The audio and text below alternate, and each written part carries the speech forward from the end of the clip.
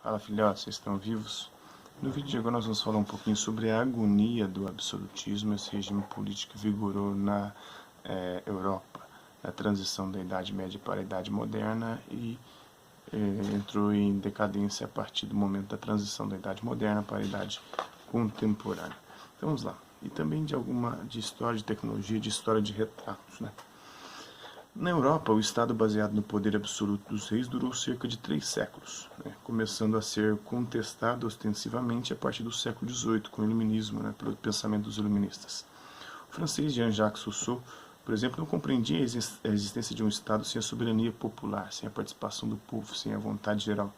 Opunha-se radicalmente ao pressuposto de que esse organismo era uma espécie de propriedade privada do soberano. Para ele, o Estado constituía-se, antes de tudo, como uma expressão do povo. Diversos movimentos ocorreram apoiados nos ideais iluministas, a começar pela Revolução Americana, a independência dos Estados Unidos, em 1776, e a Revolução Francesa, de 1789, que trouxeram mudanças significativas ao Estado moderno. A consolidação desse organismo em novas bases, porém, resultou de um longo processo comandado pela burguesia e marcado por intensos conflitos. Ao final dele, se consolidaria o que nós compreendemos hoje como Estado-nação, elemento fundamental na formação deste nosso mundo contemporâneo. E depois também vai ocorrer as unificações, em especial da Itália e da Alemanha, que vão constituir esses dois países como Estado-nação. Então, para a criação do Estado-nação foram fundamentais diversos princípios do liberalismo, das liberdades política, de expressão, econômica. Tratava-se de um conjunto de pensamentos e ações cujos primeiros sinais estavam presentes nas revoluções inglesas do século XVII. A Revolução Inglesa, que começa com a Revolução Puritana e termina com a Revolução Gloriosa, 1640 até 1689, e que, passados 200 anos, marcavam ideologicamente diversos grupos políticos, com posturas éticas comuns, mas com muitas diferenças também. Em comum, os liberais, como eram chamados, defendiam o indivíduo em relação à coletividade, e o que se referia diretamente a ele, apoiados na ideia da existência de direitos naturais, ou seja, direitos que nós já nascemos com eles, inerentes a cada pessoa. Apostavam ainda em uma prática política direta entre o indivíduo e o Estado, e valorizavam sobretudo o princípio da liberdade, que, no entanto, não podia ser exercido sem limites, principalmente para preservar a liberdade do outro. Então, o limite da minha liberdade era a liberdade do outro. Não podia usar a minha liberdade para tirar a liberdade alheia. E aí tinha a liberdade de expressão, a liberdade de religião, a liberdade política, a liberdade econômica, são todas as liberdades aí que eles defendiam neste contexto. Então, nesse ponto residia a origem, a liberdade política, eu já falei, Então, nesse ponto residia a origem de um Estado. Para os liberais, um mal necessário com função... O Estado é um mal necessário, mas com uma função de gerir um pacto social, um contrato, para preservar as muitas liberdades e impedir que as liberdades sejam usadas para tirar a liberdade dos outros. Então, as constituições, com isso, ganham um papel central nos novos estados, criando uma plataforma de ligações comuns a todos os cidadãos e, principalmente, delimitando os poderes dos governantes. As eleições adquiriram também um lugar de destaque, tornar-se-iam o principal mecanismo de garantia da participação política de todos nos negócios públicos.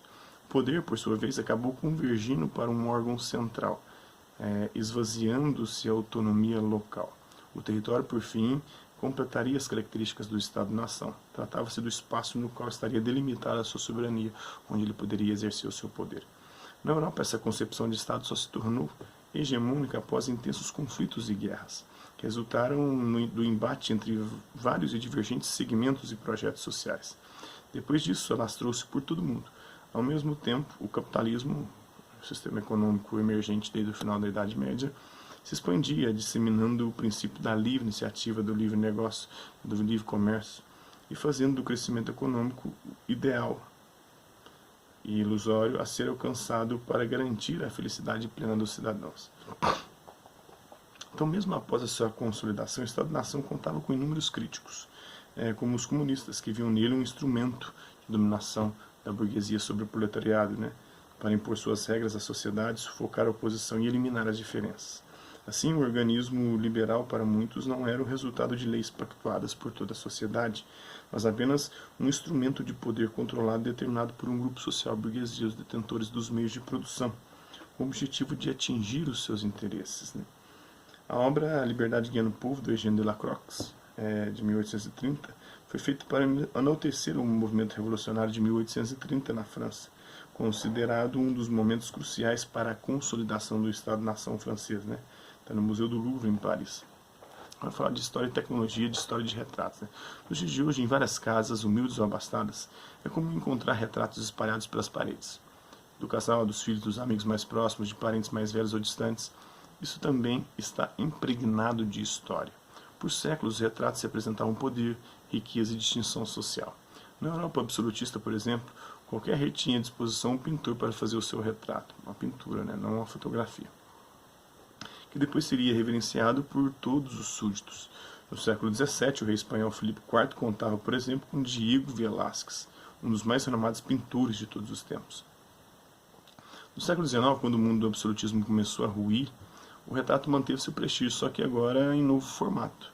Deixava de ser um objeto caro, único, restrito a poucos, e passava a ser produzido por fotógrafos com o uso de máquinas e custo baixo. Adquiria, assim, características mecânicas e deixava de ser objeto quase exclusivo da aristocracia, de quem tinha poder econômico, poder político. Produzido à exaustão, tornar-se cada vez mais acessível a todos. O que foi outrora um símbolo de distinção social, poder e honra, começava a ser visto como objeto comum, mundano. Poucos objetos simbolizariam tão bem os novos tempos. A época das ciências e das máquinas, quando a produção de mercadorias, o acúmulo de capitais e o consumo ganham volume e importância, quando o dinheiro tornava concreta a ilusão de fazer iguais reis e súditos, nobres e plebeus, ricos e pobres, né? É possível ver Dom João V, rei de Portugal, tem retrato fotográfico do abolicionista José do Patrocínio, autoria desconhecida. Então, isso é um pouquinho, né, da história da agonia do absolutismo, da história da tecnologia, da história dos retratos. Espero que vocês tenham gostado do vídeo. Quem curtiu, dá um like. Quem não curtiu, dá um dislike. E se interessar pelo conteúdo do canal, só se inscrever, ativar o sininho e vai dar os próximos vídeos, as próximas notificações. É isso aí. Hasta la vista, babies, e até a próxima.